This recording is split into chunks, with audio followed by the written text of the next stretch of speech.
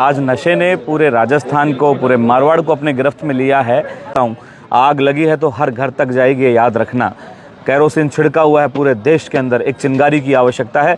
ये युवा इस कदर जो हैं पागल हो चुके हैं नशे की लत में कि आने वाले समय में जो है बड़ी चुनौती है इस हिंदुस्तान के भविष्य की। आज युवा नशे की लत से जो है बुरी तरीके से ग्रसित है। इस बीमारी का कोई इलाज नहीं है। आज युवा छोटी छोटी उम्र में सिरिंज ले रहे हैं, एक चिट्टा बोलते हैं, कहीं उसको ड्रग्स बोलते हैं, कहीं उसको एमडी बोलते हैं। उसने इंसान को ना बनाकर उसको जानवर बना दिया। वो बुद्धिहीन हो जाता है, वो संवेदनशील नहीं होता, उसमें विचार की हीनता आ जाती है। ना वो अपने परिवार को परिवार समझता है, ना अपने बहन बेटियों को बहन बेटी समझता है। बस समझता है तो केवल और केवल एक नशा की मुझे नशे की पूड़ी दे दो और उससे कुछ भी काम करवा लो। जितनी भी लूटपाट मच रही है, जितनी चोरी डकैतियाँ हो रही हैं, जितने क्राइम हो रहे हैं, कहीं ना कहीं इस गिरफ्त के फंसे हुए लोग नशे की लत के कारण करते हैं। देखिए, आज नशा छोड़ो जीवन जोड़ो यात्रा का तीसरा दिन है और हमने जैसलमेर से इसकी शुरुआत की है। बहुत लोगों का प्यार मिल रहा है, साथ भी आशीर्वाद मिल रहा है और समर्थन मिल रहा है, क्योंकि जिस तरीके से आज नशे ने पूरे राजस्थान को, पूरे मारवाड़ को अपने गिरफ्त में लिया है, उसको हम लोगों को कहीं ना कहीं मजबूती से उजागर करना पड़ेगा। सरकार को जगाना पड़ेगा। सरकार सो रही है। आज युवा नशे की लत से जो है बुरी तरीके से ग्रसित है। इस बीमारी का कोई इलाज नहीं है। सरकार से हम लोग मांग करते हैं कि आप जो है मजबूती से कानून बनाओ और उस कानून की कड़ी से पालना होनी चाहिए, ताकि जो इस तरीके की आजकल नशा आ गया है, जो स्कूल से लेकर कॉलेज यूनिवर्सिटी तक पहुंचा है, ये भविष्य जो हमारी पीढ़ी है उसके लिए बहुत बड़ा खतरा है। मैं आप मीडिया कर्मियों के माध्यम से भी एक अपील करूंगा कि आप सभी नशा छोड़ो जीवन जोड़ो यात्रा के सारथी बने, ताकि हम लोग जो है हमारी युवा पीढ़ी को बचा सकें, इस देश के और इस राजस्थान के भविष्य को बचा सकें। नशा छोड़ो, नशा राजस्थान सहित पूरे देश में चल रहा है, लेकिन इसकी शुरुआत जैसलमेर बागली से क्यों? देखिए, आज अंतिम छोर पे बैठा व्यक्ति, उस तक भी ये जानकारी पहुँचे, क्योंकि उसकी बात जयपुर तक पहुँचते पहुँचते जो है समय लगता है।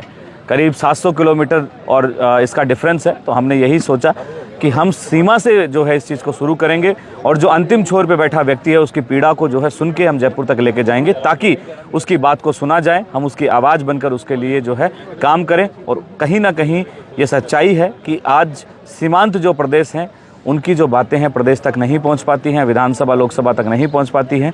हम जो है NSY के माध्यम से उनकी पीड़ा को जयपुर तक, विधानसभा तक और देश में संसद तक पहुंचाने का काम करेंगे। नशे के साथ साथ ये आज बड़ी पीड़ा है कि जो जिला बिजली बना रहा है उसके खुद के घरों में बिजली नहीं है। तो ये बड़ी पीड़ा है कि आज यहाँ लोग बाहर से आके करोड़ों रुपए कमा रहे हैं, लेकिन यहाँ के लोगों को जो है बिजली नहीं मिल रही है। वो कहीं ना कहीं सरकार की कार्यशैली पर और कहीं ना कहीं उनकी मिली भगत पे जो है सवाल खड़ा करती है।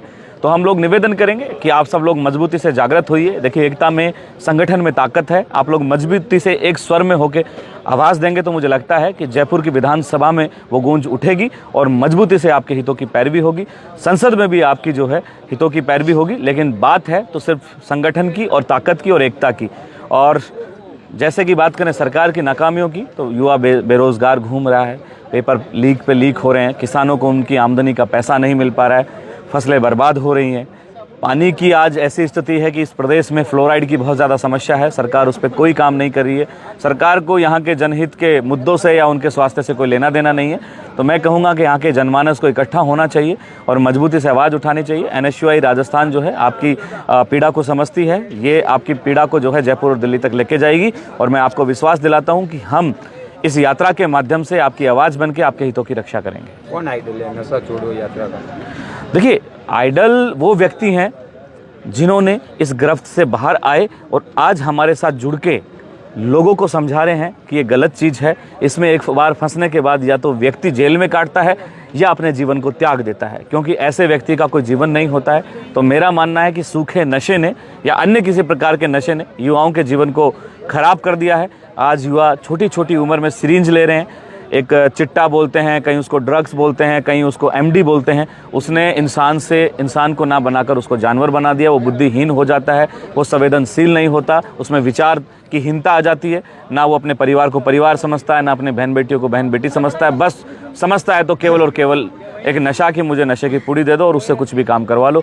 जितनी भी लूटपाट मच रही है, जितनी चोरी डकैतियाँ हो रही हैं, जितने क्राइम हो रहे हैं, कहीं ना कहीं इस गिरफ्त के फंसे हुए लोग नशे की लत के कारण करते हैं। आप ही की पार्टी के विधायक, जिसके खुद के विधानसभा क्षेत्र में जो है वो नशा, बहुत बड़ा नशा जो है कारोबार वहाँ पर चल रहा है, लेकिन वो पश्चिमी राजस्थान के बाड़मेर में आकर इस तरह से कह रहे हैं कि यहाँ से नशा जो है वो कम होना चाहिए।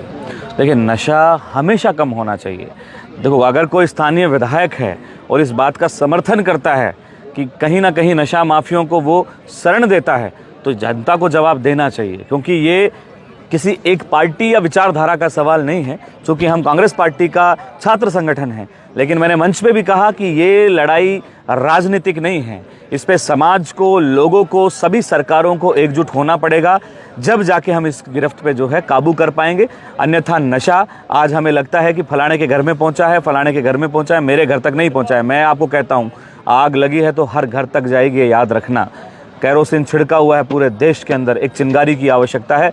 ये युवा इस कदर जो हैं पागल हो चुके हैं नशे की लत में कि आने वाले समय में जो है बड़ी चुनौती है इस हिंदुस्तान के भविष्य की।